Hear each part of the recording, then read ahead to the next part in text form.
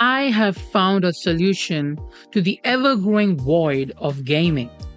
As everyone knows, gaming nowadays just isn't hitting hard like it used to. Why? I'll come on that in a minute. Now, coming straight to the point that I was making, what exactly did I do that made me fall in love with gaming again? What did I do that made me fall for my ex all over again? Not a good thing. Don't pick up that call. Well, it was God of War. The first one. Sing with us, sing for the year, sing for the laughter, sing for the tears. Now, before you guys start saying, but it's a 20-year-old game, the graphics are dog poop. Oh, boo-hoo. Let me explain. The thing that attracted me was the most important ingredient that is supposed to be in a game that God of War 1 had and is missing in the new quadruple A games. A soul. To answer my own question as to why games don't hit hard nowadays, there is no love poured into the game. The game doesn't feel like it's alive. The best example is Assassin's Creed. Yeah, a game once loved for its innovative design and the revolutionary gameplay. Seriously, it was beautiful. Now it gets mocked as being nothing but a soulless, pathetic cash grab. And to be honest, now any game Ubisoft put out is either unfinished or sorry, there's no other option. It's just unfinished, always. Ubisoft used to be a company that made great games using their IPs, but now they're just milking it. Not just Assassin's Creed, which by the way has 13 games. I mean, you might think it's good to have more games of a very popular and loved IP, right? Well, yes, but if the quality of the game dips like the employment rate of the Great Depression, then no. There is also games such as Far Cry, Tom Clancy, which are also in a bad position nowadays. And the thing with Ubisoft is, any new games these guys try to make ends up like this. Okay, now coming back to the main topic of the video, God of War. Now, how did it actually capture my attention? The thing was, I was very bored of new games. Okay, I was actually beginning to think that maybe I'm the problem. Maybe it's my expectations from these companies who make bajillions of dollars every year to actually make a worthwhile game. So I thought, you know what, maybe I should take some months break, from the games and return with a much bigger appetite. But that didn't really work out for me because you see, even if after the month's break I'm going to be hungry for more games, I would still like to play good games. So that doesn't change anything. We are back on the same problem. So I said to myself, why not try an old game? It would give me something different, something I desired. And so I started my journey.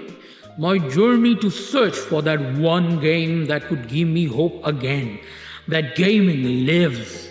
It was a long and treacherous journey where I encountered many games that were inviting but not good enough.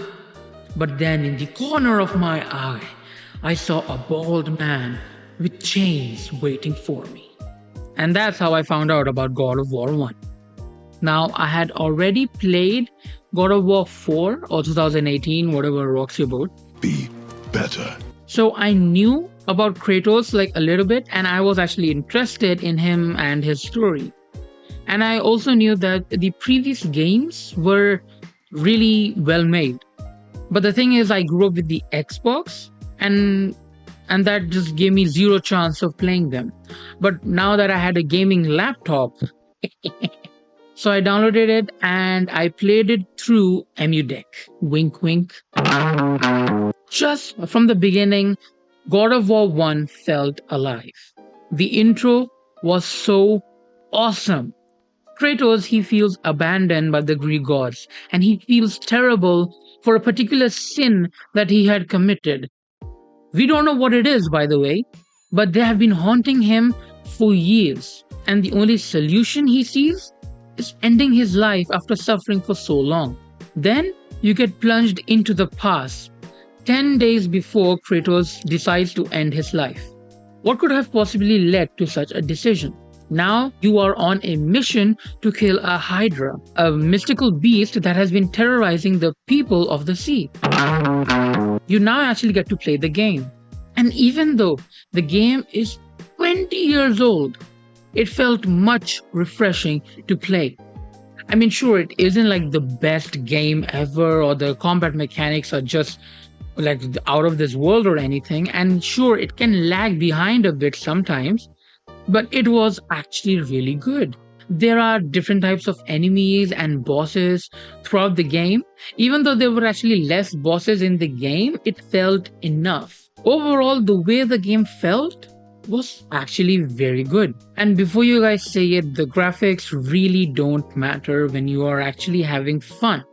I mean, if a game looks like a movie but feels like a Duke Nukem, it isn't a good game.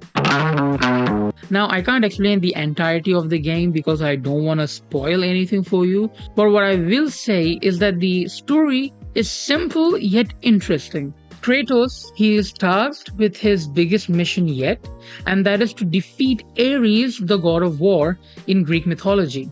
And let me tell you one thing, if you are an avid fan of mythologies, you will love the game a lot. Now, throughout the game, we will see a lot of flashbacks.